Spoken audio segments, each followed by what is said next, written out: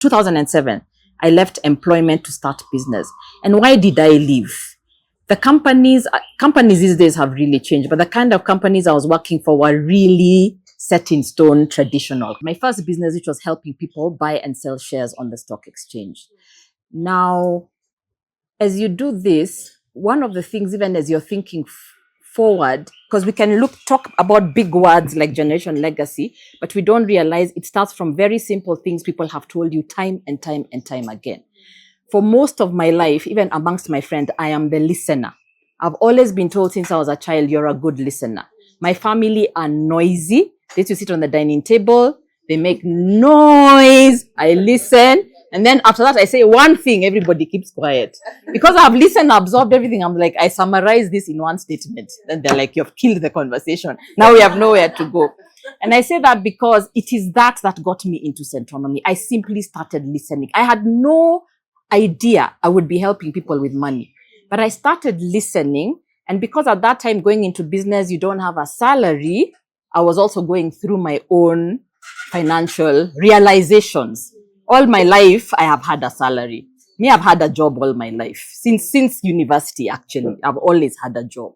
So now that there's no salary, I was like, my goodness, what do you do? And, I worked in the investment industry, shares, all those portfolio, all those funky words. Unit trust, insurance at some point, property at some point.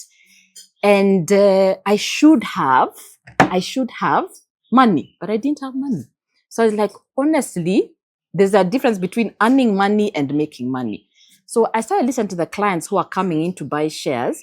Then I went and started listening to people who, the people I thought had created wealth. Then I realized they're not wealthy. They just have flashy cars and flashy houses and take their kids to flashy schools. Then I started meeting some people who really were, now I understood what wealth is. Because it suddenly dawned on me, wealth is what works when you're not working.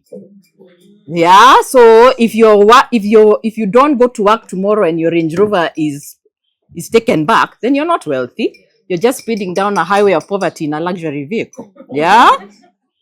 So I never knew that. Yeah. So I just started looking at wealth very differently.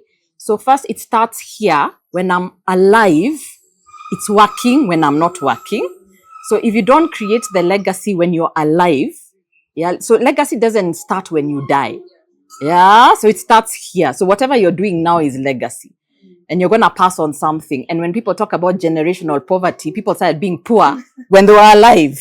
Yeah, they maybe did a good show of it that they want, but the poverty started and then it was then passed down. When people start being wealthy, if you look at people like the Asian community, the wealth was there when they were there. Then it just kept being passed down. So it's like, it has to work when I'm not working. And then going forward, it has to work when even for the other people, the same way, even when I'm not here. So that's when I started understanding wealth, because wealth is supposed to be generational. Yeah. And the mistake I think we do, that the Asian community are fantastic at this, then we are not yet there, is they pass it down. As we make, all kids have to start from scratch. All parents tell us how they walked with bare feet and everything. And we're supposed to admire that story and want to walk barefoot. They want to take us from scratch. And I think a lot of time is they don't know how to pass on the lessons. So we think making you work hard is making you suffer.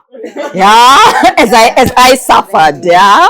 Yeah. And especially for women, you will find in many families that the boys are kind of getting an easier ride. The fathers and the parents are so willing to excuse the mistakes of the boys or give them things. Well, the lady is like, no, you make it. Or should you be married? They're like, but we sold you off. You're somebody else's problem. And that's not the reality we're actually facing. Yeah. So when I started having those conversations, then I was like, this is what I want to do. One, for myself. Yeah. But also, this is the conversation that needs to start happening. So Centonomy was simply as a result of conversations. And the conversation started with one person. So I go to one person and help them sort out today's financial struggles. Yeah. And then after we sort out today's financial struggles, we then start thinking about the future goals, and then the future after that. Then I saw it worked with one person. I saw it worked with two people. Later, now because Centonomy has been there 60 years, people come and tell me, by then my kids have gone to high school or secondary school or university because of that plan you put in place, that spreadsheet you put in place. And I was like, gosh, just a conversation and helping. Because money is easy, by the way. 1 + 1 is 2. 2 × 2 is 4. But then money doesn't. Yeah, but then you subtract, but then that is it. You can add, subtract, multiply, and divide. You can. That is how all money works. Yeah.